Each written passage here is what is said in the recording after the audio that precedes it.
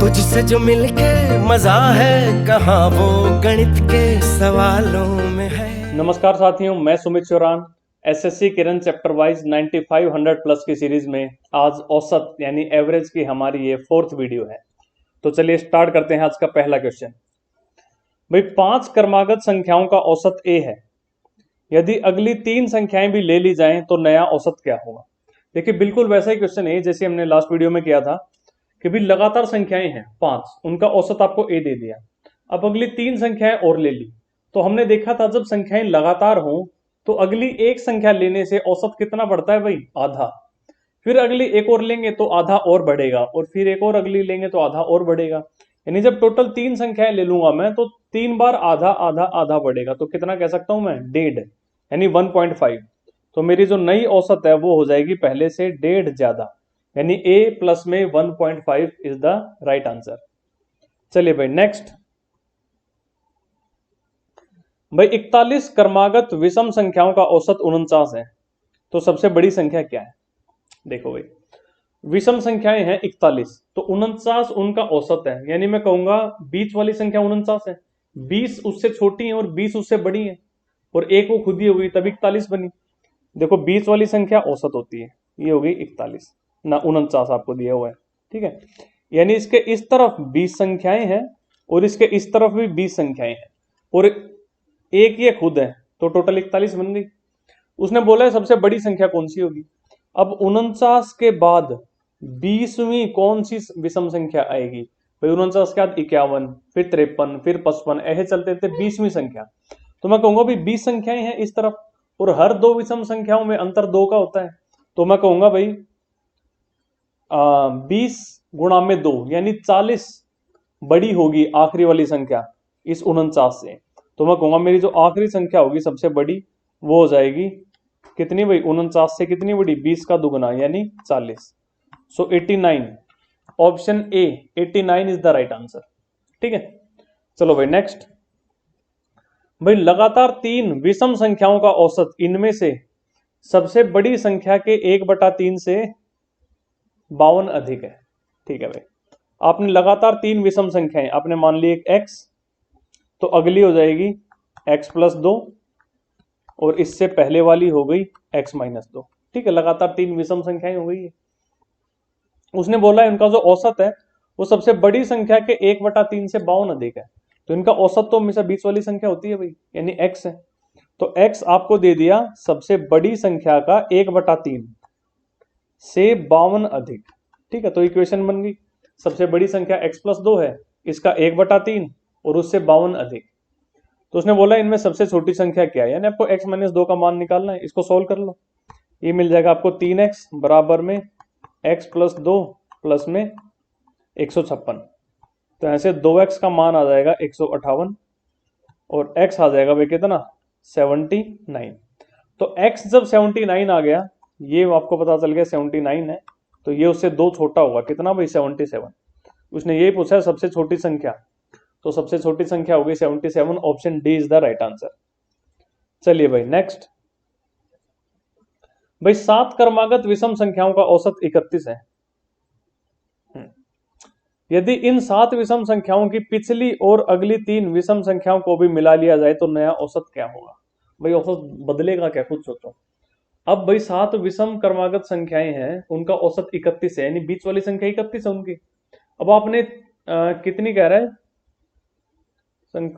7 विषम संख्याओं की पिछली और अगली विषम संख्या को भी मिला लिया। अच्छा, अब एक इसकी पिछली को भी मिला लिया और एक अगली को भी मिला लिया, तो 20 तो वही रहेगा, अब भी बीच थोड़ी बदल जाएगा।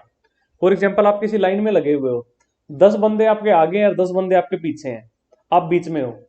अब एक बंदा आपके आगे और लग गया आके, और एक आपके पीछे और लग गया आके, तो अब भी तो आप बीच में ही रहोगे उस पूरी लाइन के, बदल थोड़ी जाओगे, ठीक है।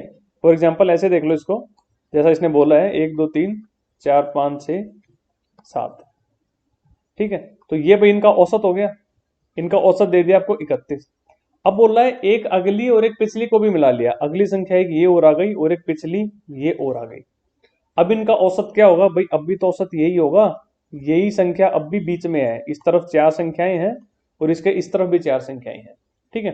तो औसत नहीं बदलेगा, नया औसत भी 31 ही रहेगा। चलिए भाई नेक्स्ट।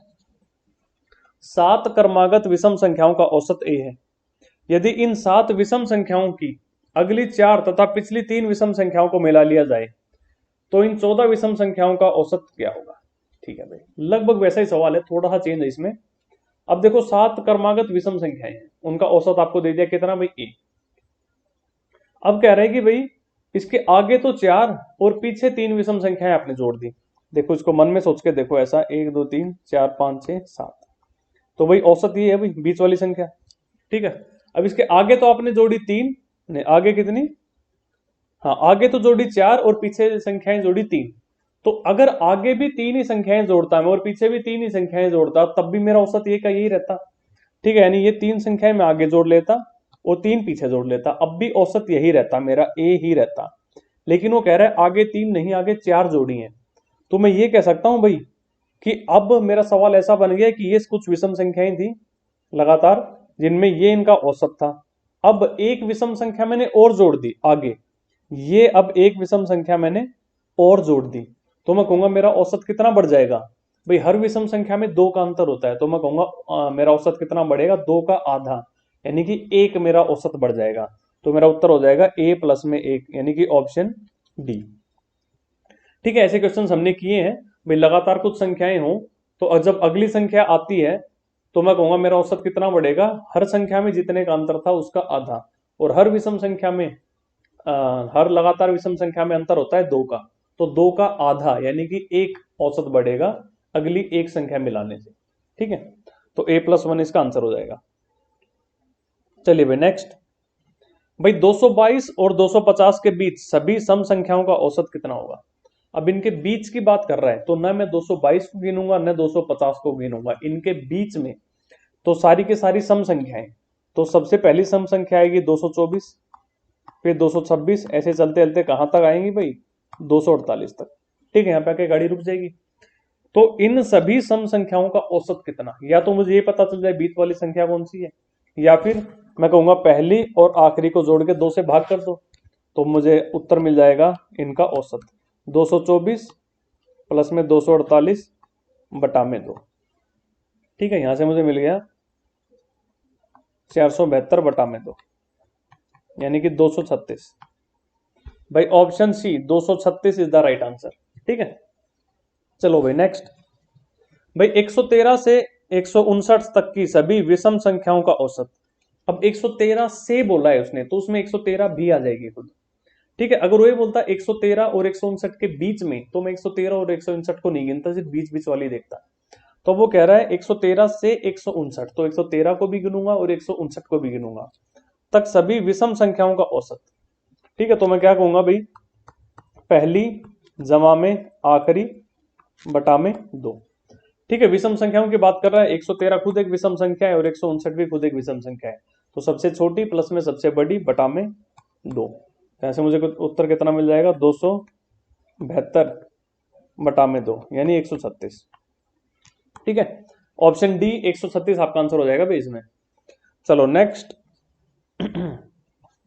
9 संख्याओं का औसत 30 है, प्रथम 5 संख्याओं का औसत 25 है और अंतिम 3 का 35 हो तो छठी संख्या क्या होगी। कुछ नहीं, प्लस माइनस कर लो अपने आप ही भाई। प्रथम देखो 9 संख्याओं का औसत 30 है, तो इनका योग कितना हो गया, 9 गुना में 30, 270 हो गया भाई इनका योग। प्रथम 5 का औसत 25 है, तो 5 गुना में 25, 125 हो गया इनका योग प्रथम 5 का, और अंतिम 3 का 35 है, तो 3 गुना में 35, 105 इनका हो गया। तो 8 संख्याओं का योग कितना हो गया भाई, 125 और 105, 230 हो गया। तो जो एक संख्या बच गई वो कितनी बच गई, 270 में से 230 गए, कितनी बची 40। तो मैं कह दूंगा ऑप्शन सी 40 मेरा उत्तर हो जाएगा। ठीक है, चलो आगे बढ़ो नेक्स्ट। एक कक्षा के 3 सेक्शनों ए बी और सी में 100 छात्र हैं, तीनों सेक्शनों के औसत अंक 84 हैं, बी और सी के औसत दे दिए और ए के औसत अंक दे दिए 70, तो ए में छात्रों की संख्या कितनी थी। 19 अक्टूबर 2014 का। ठीक है भाई, देखो भाई उसने बोला भाई 3 सेक्शन है ए बी और सी, और उन तीनों में मिला के 100 छात्र हैं, और आपको बोला तीनों सेक्शन में जो औसत अंक है वो 84 है, और बी और सी में जो औसत है वो है 87.5 है, और ए का औसत 70 है। तो देखो आपको ए का औसत दिया है 70, बी और सी का मिला के आपको औसत दिया है कितना भाई 87.5, और तीनों सेक्शनों का औसत मिला के आपको दिया है कितना 84। तो आप यहां से ये निकाल सकते हो ए और बी और सी में मिला के जो छात्र है उनका अनुपात कितना है। तो देखो ए में औसत है 70 और बी और सी का मिला के है 87.5, और इस ए बी और सी तीनों का मिला के है 84। तो मैं यहां से ये निकाल सकता हूं ए के छात्र और बी प्लस सी के छात्र का अनुपात कितना था, इनकी संख्याओं का अनुपात कितना था। तो 87.5 में से 84 गए, कितने बचे भाई 3.5। 84 और 70 का अंतर कितना भाई 14। क्या अनुपात हो गया भाई, ये 1:4 हो गया। यानी अगर ए में एक छात्र है तो बी और सी में मिलके कितने हैं 4। यानी अगर टोटल 5 है तो ए में कितना 1। तो उन्हें पूछा ए में छात्रों की संख्या कितनी होगी। तो देखो 1 और 4 कितना बन रहा है यहाँ पे 5, लेकिन छात्र 5 नहीं, कितने थे भाई 100 थे, 20 गुना ज्यादा। तो मैं कहूंगा भाई ए में 1 नहीं, 1 का 20 गुना। तो मैं कहूंगा option C 20 is the right answer. भाई ए में थे 20 छात्र और बी और सी में मिलके थे 80। चलो भाई नेक्स्ट, किसी कक्षा में सभी छात्रों की औसत लंबाई ए सेंटीमीटर है, ठीक है। इसमें से 10 छात्रों की औसत लंबाई 20 सेंटीमीटर है और शेष छात्रों की औसत लंबाई 30 सेंटीमीटर है। तो कक्षा में छात्रों की कुल संख्या बताइए, और आपको ये दे दिया ए बड़ा है सी से और बी भी बड़ा है सी से। तो आपने मान लिया भाई जो उसके सभी छात्र हैं वो x है, सभी छात्रों की संख्या आपने मान ली x।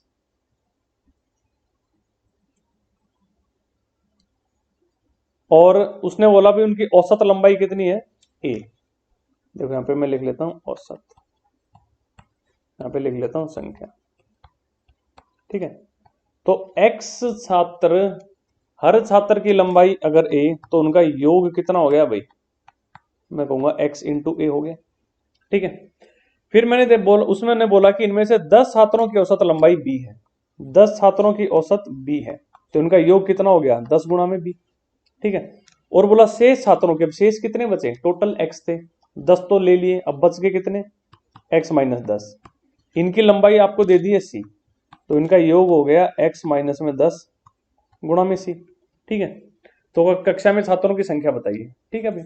आपको भाई योग यहां से भी मिल रहा है भाई कितना है x गुणा में a, और योग यहां से भी मिल रहा है कितना 10b प्लस में x माइनस 10 गुणा में c, तो ये दोनों बराबर है आपस में।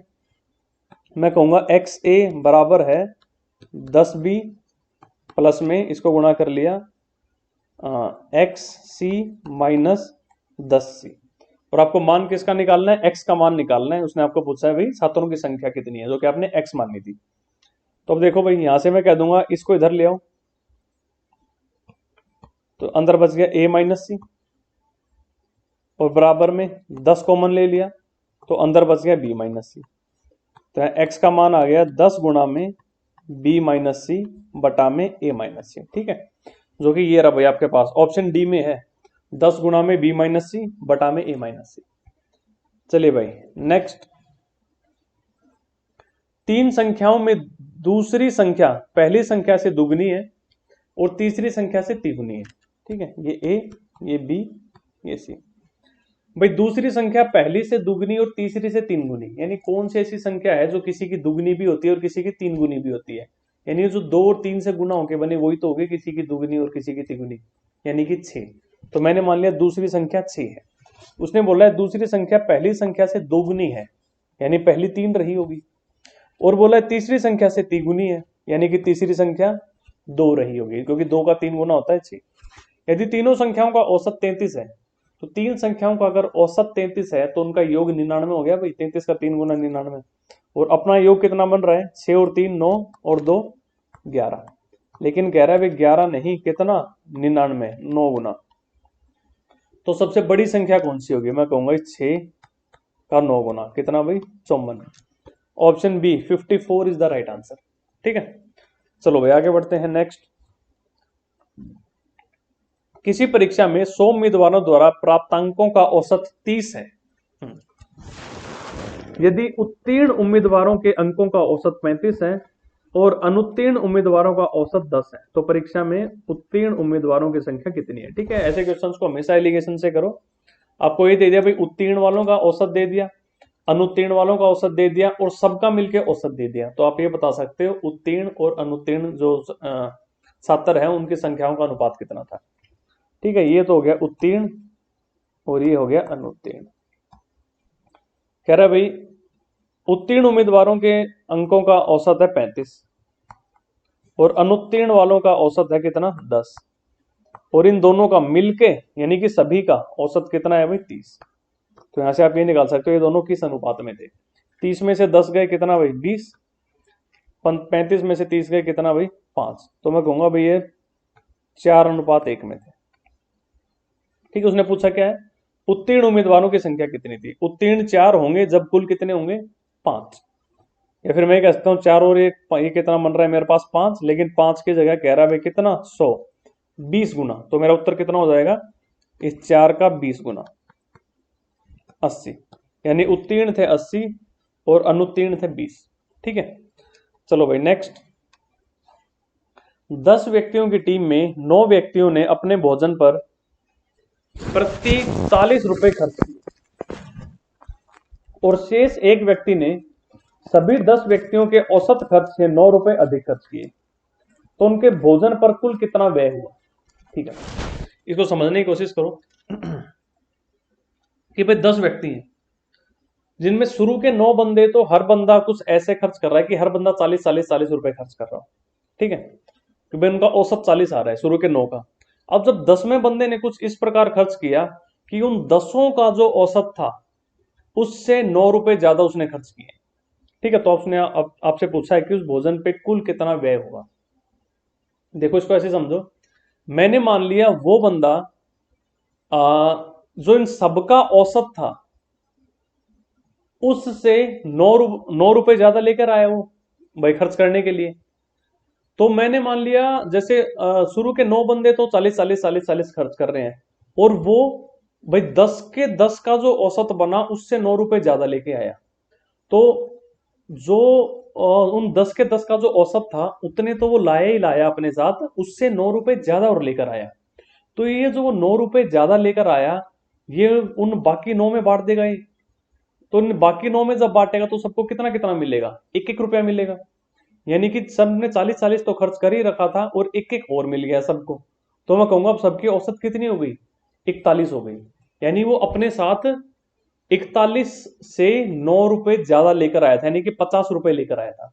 एक बार फिर से देखो, मैं कहूंगा वो अपने साथ भाई सबकी औसत से 9 रुपए ज्यादा लेकर आया, तो ये जो 9 ज्यादा है ये सब में बांटेगा, वो 9 बंदों में बांट देगा, तो सबको कितना कितना मिलेगा 1-1 रुपया मिलेगा। तो 40 में 1-1 जुड़ गया, कितना हो गया भाई अब सबकी औसत कितनी हो गई 41 हो गई, यानी कि इन 10 बंदों की औसत 41 थी, ये मैं कह सकता हूं। ठीक है, तो 41 थी और वो 9 ज्यादा लेकर आया 41, यानी कितने लाया 50 लाया। अब 10 बंदों की औसत 41 थी, तो भाई कितने रुपए का खर्चा हुआ टोटल 41 गुना 10 यानी कि 410। मैं ऑप्शन सी पे सीधा सीधा टिक लगा सकता हूं। ठीक है, अगर ऐसे नहीं पता चले तो आप एक्स मान के इसको कर सकते हो, भाई 9 बंदे तो 40 रुपए खर्च कर रहे हैं। ठीक है, तो 9 बंदों ने 40 रुपए खर्च किए, कितना खर्चा हो गया भाई 360। मैंने माना 10वें बंदे ने x रुपए खर्च किए, तो अब टोटल खर्चा कितना हो गया 360 प्लस में x हो गया, और औसत कितनी हो गई इसको मैंने भाग दे दिया 10 से, ये औसत हो गई इन 10 बंदों की। लेकिन वो ये कह रहा है कि भाई इनसे 9 रुपए ज्यादा खर्च किए हैं, किसने उस अकेले ने 10वें बंदे ने, तो 10वें बंदे ने तो मैंने माना x खर्च किया है, तो ये इनकी औसत हो गई 10 की, इससे 9 रुपए ज्यादा ये खर्च किए हैं उस 10वें बंदे ने, तो ये मेरे पास इक्वेशन बन गई। ठीक है, देखो मैंने माना 360 तो देखो 9 बंदे खर्च कर ही चुके थे, 10वें बंदे ने खर्च किए x रुपए, तो सबने के मिलके खर्च कितने हो गए 360 प्लस x, तो औसत कितनी हो गई इसको 10 से भाग कर दिया, ये सबकी औसत हो गई 10 बंदों की। इस औसत से 9 ज्यादा, तो इसमें मैंने जोड़ दिया 9, ये खर्च किए किसने भाई 10वें बंदे ने, और 10वें बंदे ने तो मैं मान रहा हूं x खर्च किए। यहां से इसको सोल्व कर लोगे तो मिलेगा 360 प्लस में x प्लस में 90 बराबर में 10x, तो यहां से 9x का मान मिल जाएगा 450 और x का मान मिल जाएगा 50, यानी 10 में बंदे ने 50 रुपए खर्च किए थे। 360 रुपए पहले ही खर्च हो चुके थे, 50 इसने खर्च कर दिए, तो मेरा उत्तर कितना हो गया, 360 और 50 मिलके 410 रुपए। ठीक है, ऑप्शन सी।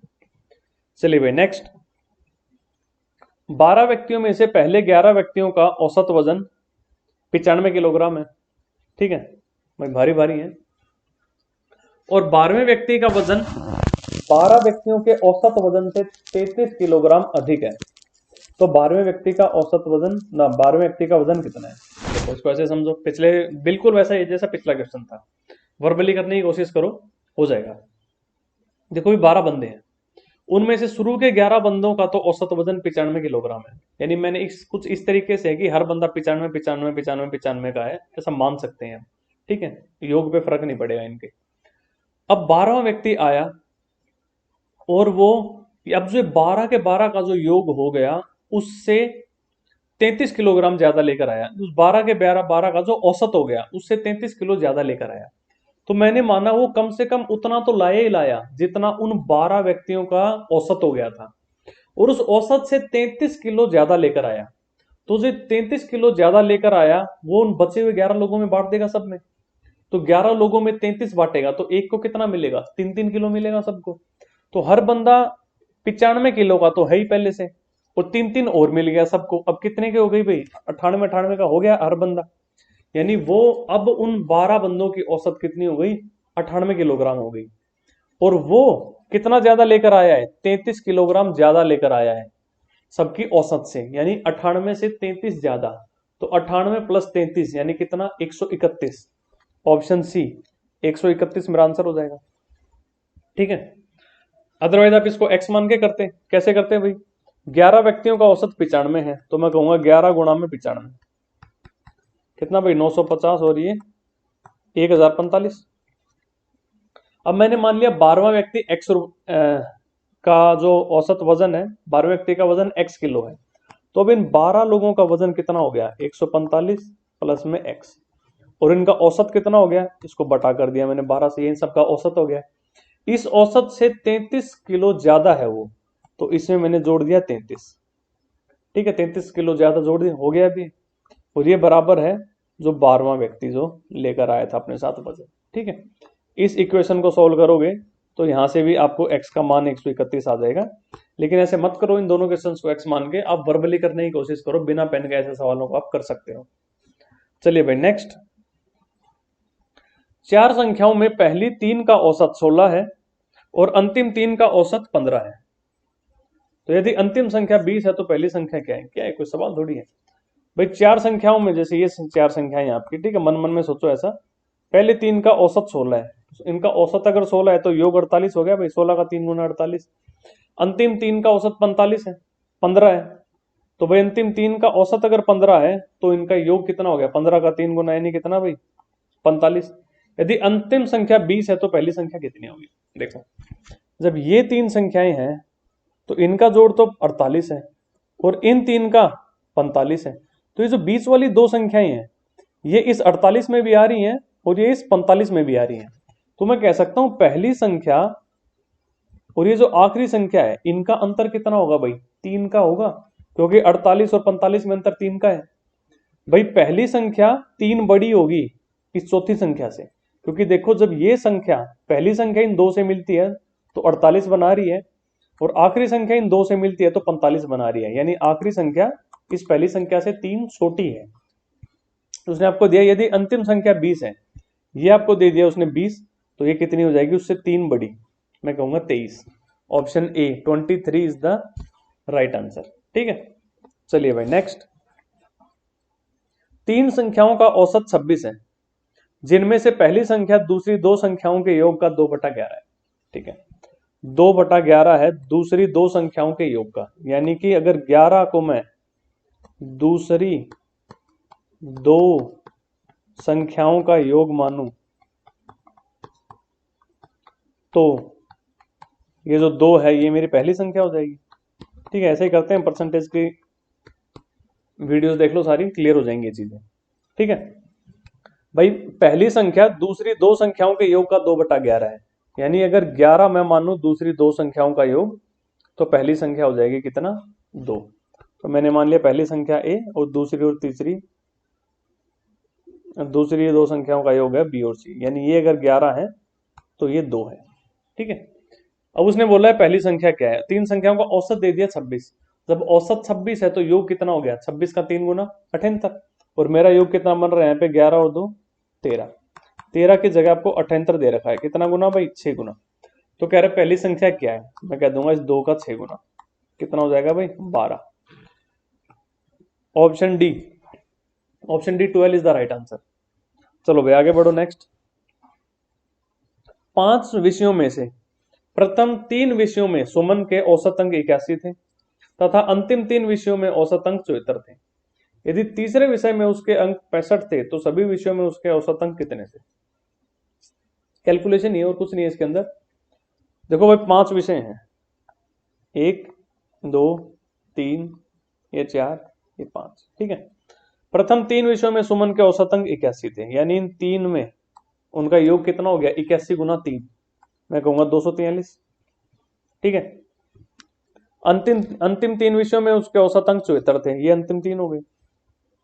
तो 74 का 3 गुना इनका योग हो गया, 74 का 3 गुना कितना भाई, 222। यदि तीसरे विषय में उसके अंक 65 थे। ठीक है, अब देखो ये शुरू के 3 में आपने तीसरे को गिन लिया और ये अंतिम 3 में भी आपने तीसरे को गिन लिया, तो तीसरे को 2 बार गिन लिया कम खामे, एक बार तो निकालना पड़ेगा। तो मैं अगर ये कहूं भाई इन सब का योग कितना है, इन सब का योग मैं कितना कहूंगा, 243 प्लस में 222, लेकिन इसमें से मैं घटाऊंगा कितना भाई, 65, क्योंकि ये तीसरी संख्या 65 है, इसको मैंने 2 बार गिन लिया, 2 बार गिन लिया तो एक बार वापस निकालूंगा इसको। तो कितना घटा दिया मैंने इसमें, 65 घटा दिया, कितना बचा भाई 465 माइनस में 65 कितना भाई 400, यानी इन सभी संख्याओं का योग कितना था, 400 था। संख्याएं कितनी है, 5, तो औसत कितना हो जाएगा, मैं कहूंगा 400 बटा में 5 यानी कि 80। Option D 80 is the right answer. ठीक है, चलो भाई नेक्स्ट। 35 बच्चों की एक कक्षा के औसत अंक 35 हैं। ठीक है, अब 35 अंक प्राप्त करने वाले एक विद्यार्थी के अंक गलती से 65 लिखे गए। ठीक है, तो कक्षा की सही औसत क्या है। देखो भाई उसने बोला भाई 35 बच्चे हैं और औसत निकाल दी 35, बाद में पता चला कुछ गलती हो गई थी औसत निकालने में। वो गलती कहाँ हुई थी, जब हम अंक लिख रहे थे तो एक बंदे के जिसके अंक 35 थे उसके गलती से हमने कितने लिख दिए, 65 लिख दिए। ठीक है, देखो लिखने थे कितने, 35 और लिख दिए कितने गलती से, 65, तो गलती से ज्यादा लिखे गए।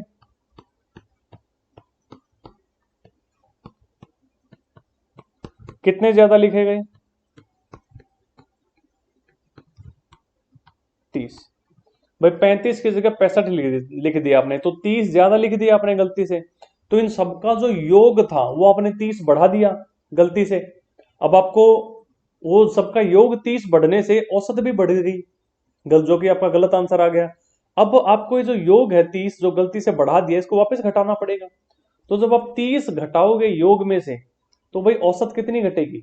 अब ये बंदे कितने हैं, 35, अब इन 35 बंदों में से आपको 30 घटाना है, तो सब में से कितना कितना घटाओगे, मैं कहूंगा 30 घटाना है 35 में से ना, 35 बच्चों में से, तो सब में से बराबर बराबर घटेगा। मैं कहूंगा कितना घटेगा, 30 बटा 35, यानी इस 30 के 35 टुकड़े करने हैं मुझे, 35 बच्चे हैं, योग घटाना है मुझे 30, तो मैं कहूंगा भाई औसत कितना घटेगा, हर बच्चे में से कितना घटेगा, मैं कहूंगा 30 टुकड़े ना 35 टुकड़े करने हैं मुझे इस 30 के, तो हर बच्चे में से बराबर बराबर निकल जाएगा।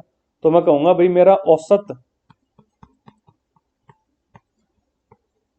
घटेगा, नहीं औसत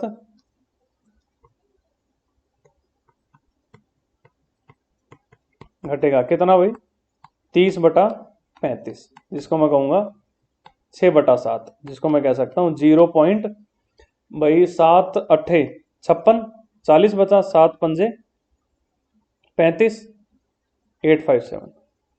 ठीक है, यानी औसत आपको घटाना होगा कितना, 0.857, पहले औसत था कितना 35, तो मैं कहूंगा सही औसत कितना हो जाएगा 35 माइनस में 0.857, ठीक है, आपको मिल जाएगा 143, 34.143, जो कि ऑप्शन बी है भाई आपका 34.14, ठीक है। 34.143 is the right answer, option B. तो चलो इस वीडियो में भी इतना ही रखते हैं, इसके बाकी के क्वेश्चंस अगली वीडियो में करेंगे। तो तब तक के लिए ठीक है, okay, tata, take care, bye bye.